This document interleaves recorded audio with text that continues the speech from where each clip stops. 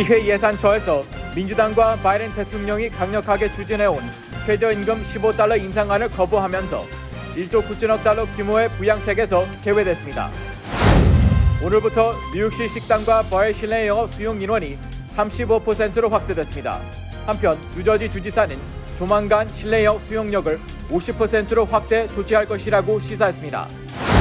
리처 카란저 뉴욕시 교육감이 갑작스럽게 사임한다고 발표했습니다. 그의 후임으로는 현 브롱스 교육감이 임명됐습니다. 공항 현장에서 사용될 코로나19 여행 패스 앱이 개발 중에 있습니다. 경제계는 이 백신 요건으로 경제 회복을 희망하고 있습니다. 해외 외신들이 팬데믹 초기 코로나19 대응의 롤모델 삼은 한국에서도 코로나19 백신 접종이 시작된 것에 주목하며 이를 상생히 보도했습니다. 램지일 교수가 논문에 언급된 사례가 잘못됐다고 인정하고 한국인 위안부 피해자들이 쓴 계약서가 사실은 없다고 시인했습니다. 내 집같이 편안한 은행 뉴 밀레니엄 뱅크가 뉴저지 클로스터와 뉴욕 플러싱에 새로운 지점을 오픈하였습니다. 클로스터 570 피어먼트 로드와 플러싱 141 노던 블러바드에 위치한 새 지점에서 모든 금융 업무와 혼무 기지 상담도 함께 해드립니다. Member of FDIC and Equal Housing Lender.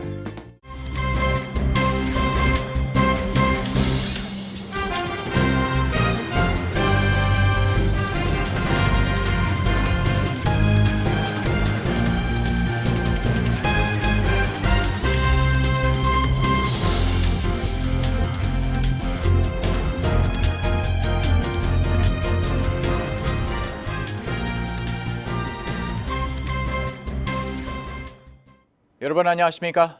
KBTV 뉴스9 이창원입니다.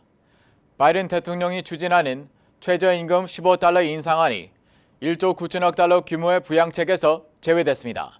이에 따라 종족수 기준을 낮춰 추진을 강행하려던 바이든 대통령과 민주당의 계획에 차질이 빚어지게 됐습니다. 엘리자베스 맥도널드 상원 사무처장은 바이든 대통령과 민주당이 강력하게 추진하는 1조 9천억 달러 규모의 코로나 부양책에 최저임금 인상안은 포함될 수 없다는 유권 해석을 내렸다고 CNBC가 보도했습니다. 그동안 민주당과 공화당은 뜨거운 감자였던 최저임금 $15 인상안에 예산 조정권을 적용할 수 있는지를 놓고 논란을 벌여왔습니다. 공화당 측에서는 최저임금 인상안이 정부 예산이나 재정과 관련된 내용이 아니기 때문에 예산 조정 절차를 이용할 수 없다고 주장했고, 민주당 측에서는 결과적으로 예산에 영향을 미치기 때문에 사용할 수 있다고 주장했습니다. 하지만 상원 사무처에서 공화당 손을 들어주면서 최저임금 $15 인상안은 부양책에서 빠지게 됐습니다. 최저임금 $15 인상안은 2025년까지 연방임금 하한선을 $15까지로 올리는 방안입니다. 민주당 측에선 어려움에 처한 빈곤층에 지원이 필요한다는 이유에서 법안을 상정했지만 공화당 측에선 최저임금이 오르면 중소기업에 타격을 줘 결국 일자리가 줄어든다는 이유로 강력하게 반대해왔습니다. 의회 예산처는 이달 초 이 법안이 실행되면 미국에서 90만 명이 빈곤에서 벗어나지만 140만 명이 일자리를 잃을 것이라고 추산했습니다. 바이든 대통령은 이번 결과에 실망했다고 젠 사키 백악관 대변인이 성명을 통해 밝혔습니다. 사키 대변인은 미국의 어느 누구도 풀타임으로 일하면서 가난하게 살 수 없다며 바이든 대통령은 이 회에서 최선을 다해 앞으로 나아갈 것이라고 밝혔습니다. 상원예산위원회 위원장인 버니 샌더스 상원의원도 매우 동의하지 않는다며 상원 사무처의 결정을 비판했습니다. 한편 민주당이 다수인 하원은 오늘 본회 표결에서 최저임금안이 포함된 부양 법안을 그대로 상정했습니다. 뉴욕시 식당과 바의 실내 영업이 완화돼 오늘부터 35%까지 수용 가능합니다. 지난 12일부터 실내 영업이 허용된 이후 10% 증가한 것입니다. 쿼모 주지사는 뉴욕 시민들이 실내 식당을 이용하지 않고 뉴저지 주 지역의 식당을 찾는 사례가 많이 발생해 실내여 최대 수용 인원을 뉴저지와 같은 35%로 완화했다고 밝혔습니다. 뉴욕시 외곽 지역의 식당 실내여 최대 수용 인원은 현재와 같은 50%로 유지됩니다. 뉴욕주는 이와 함께 주내 너싱홈의 방문객 입장을 허용키로 했습니다. 너싱홈에 방문하기 위해서는 입장하기 전 반드시 간이 항체 검사를 받아야 하는데 주 보건국은 각 너싱홈에 간이 항체 검사를 무료로 제공할 계획입니다. 한편 필 머피 뉴저지 주지사도 빠르면 다음 주부터 경제 제재 추가 완화에 나설 수 있음을 시사했습니다. 머피 주지사는 코로나19 확진자 감소 등 각종 지표들이 계속 개선된다는 것을 전제로 식당 등의 실내 허용 인원을 50%로 확대하는 것이 다음 단계라고 밝혔습니다. 머피 주지사는 코로나19 백신 접종이 계속 확대되고 변이 바이러스에 대한 대처가 제대로 이루어진다면 더 많은 완화가 이루어질 것이라고 말했습니다. 뉴저지에서는 지난 수주 동안 코로나19 지표가 개선되고 있습니다. 어제 기준 7일 평균 일일 신규 확진자는 2,512명으로 이전 주보다 9%, 한 달 전보다 42% 감소했습니다.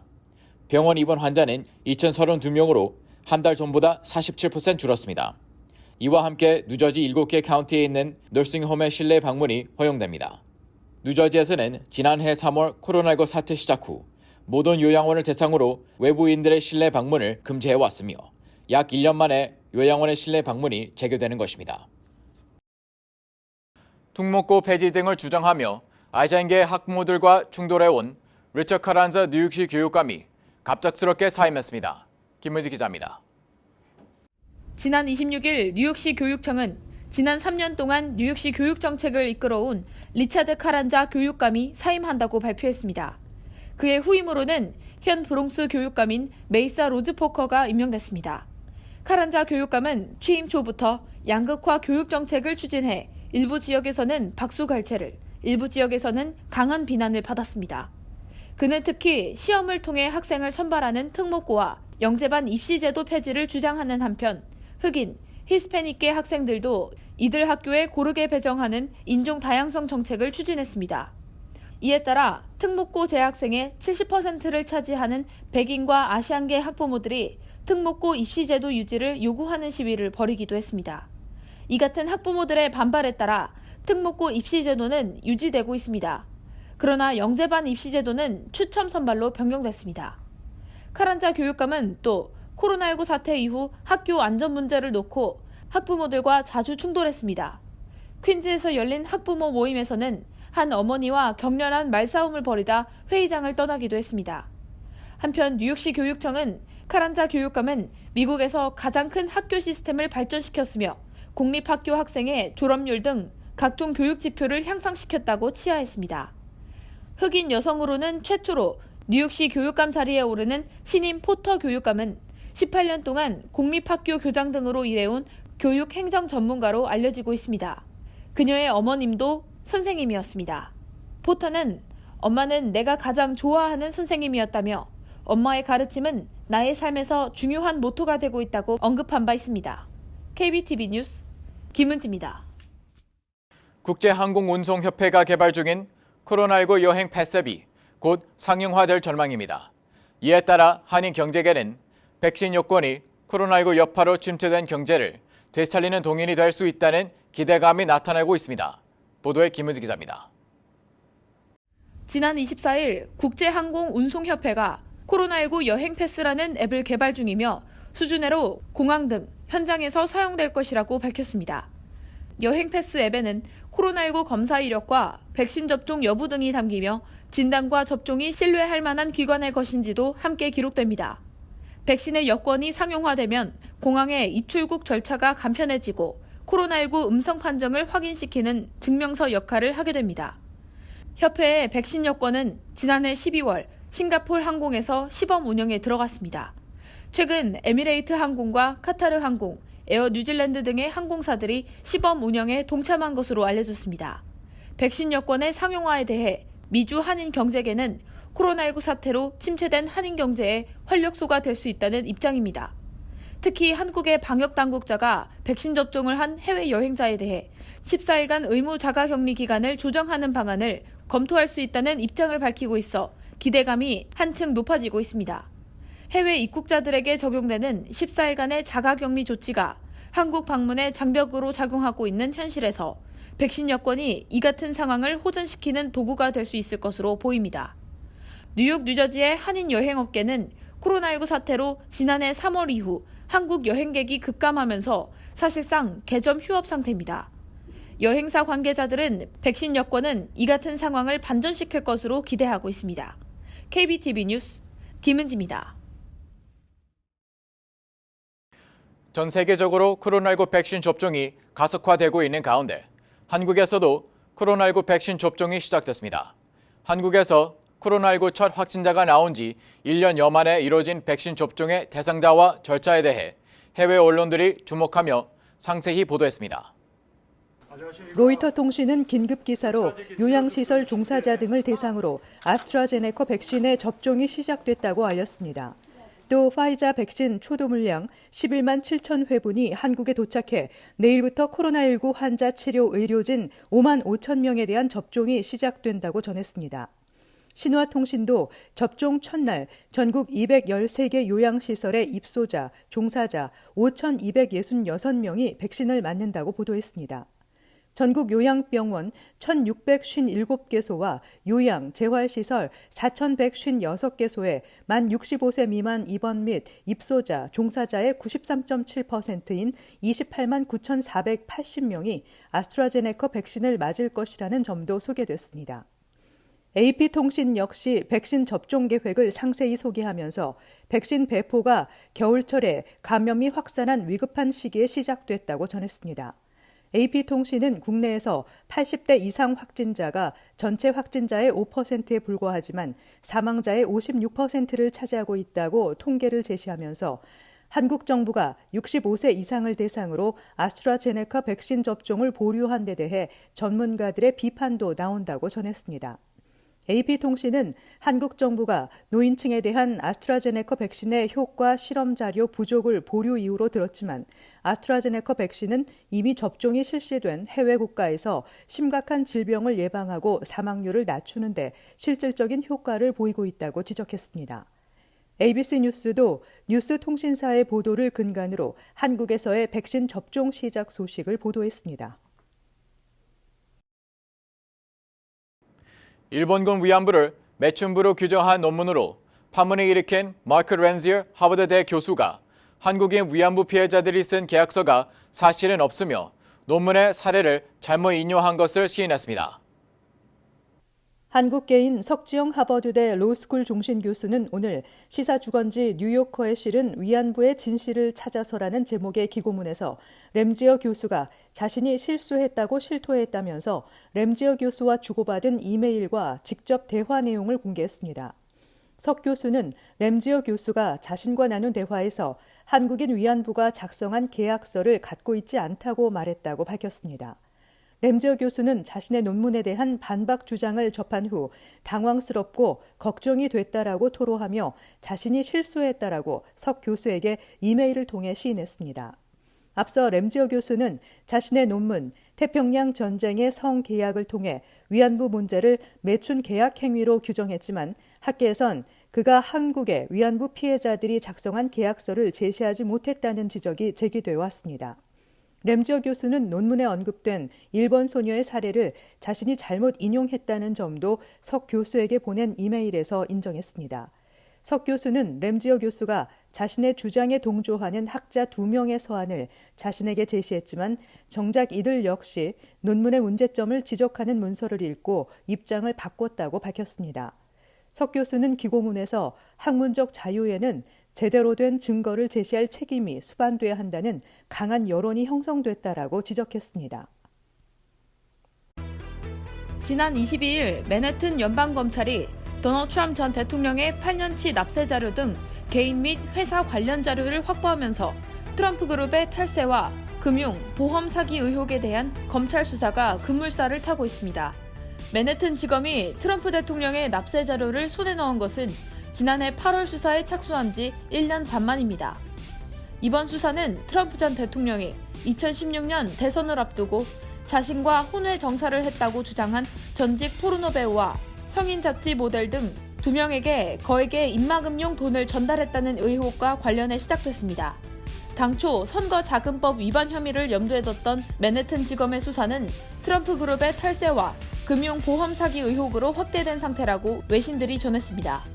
트럼프 전 대통령은 이번 수사에 대해 미 역사상 가장 거대한 정치적 마녀사냥이라며 관련 의혹을 부인하고 있습니다.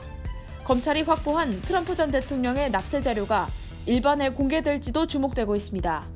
검찰이 트럼프 전 대통령을 기소하면서 납세 자료를 공소장에 포함할 경우 일반인도 볼 수 있습니다. 어제 조 바이든 대통령은 백악관에서 자신의 취임 후 미국 내 코로나19 백신 5천만 도스 접종 기념 행사를 가졌습니다. 바이든은 취임 100일 내에 1억 도스를 접종하겠다고 공약했고 불과 36일 만에 절반인 5천만 회분을 접종하면서 목표치 달성에 대한 기대감을 높인 것입니다. 바이든 대통령은 행사 연설에서 처음엔 일각에서 목표가 너무 엄청나다며 할 수 없을 것이라고 했지만 그들은 지금 그 수치가 너무 작다고 한다고 말했습니다.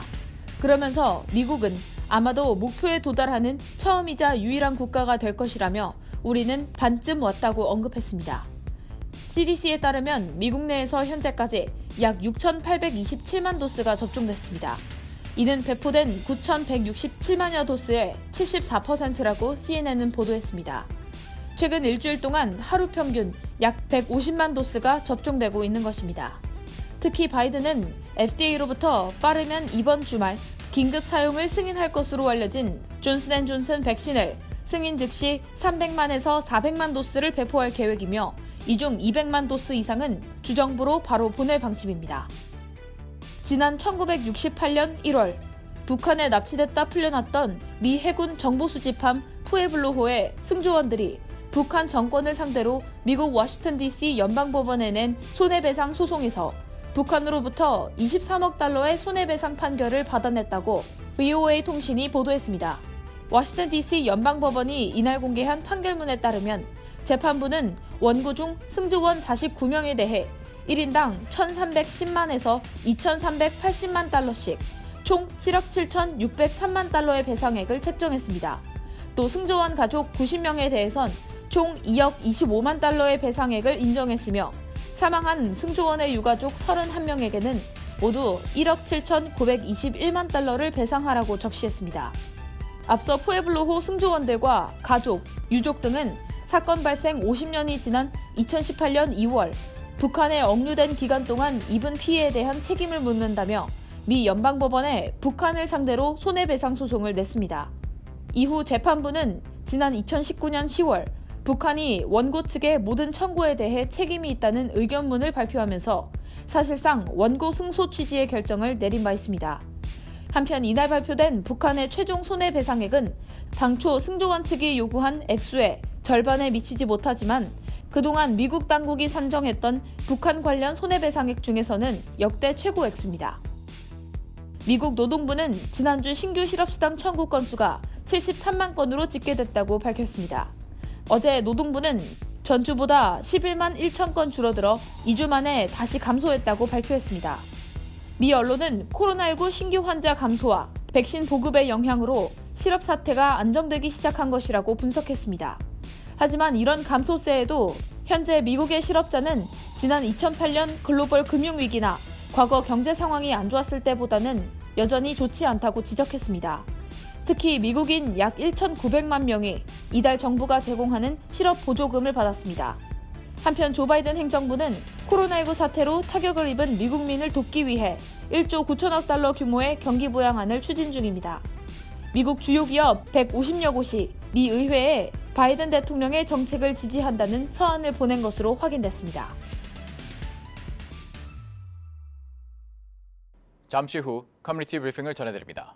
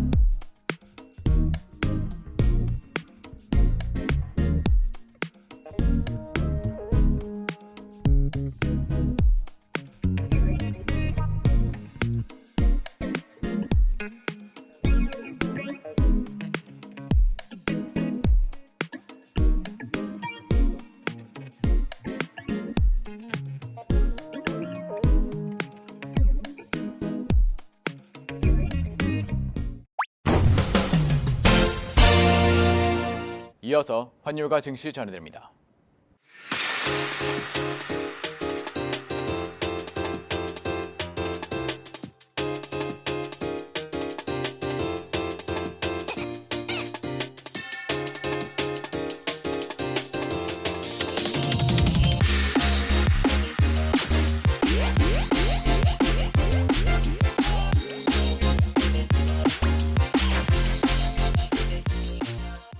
잠시 후 뉴욕과 뉴저지 날씨 전해드립니다.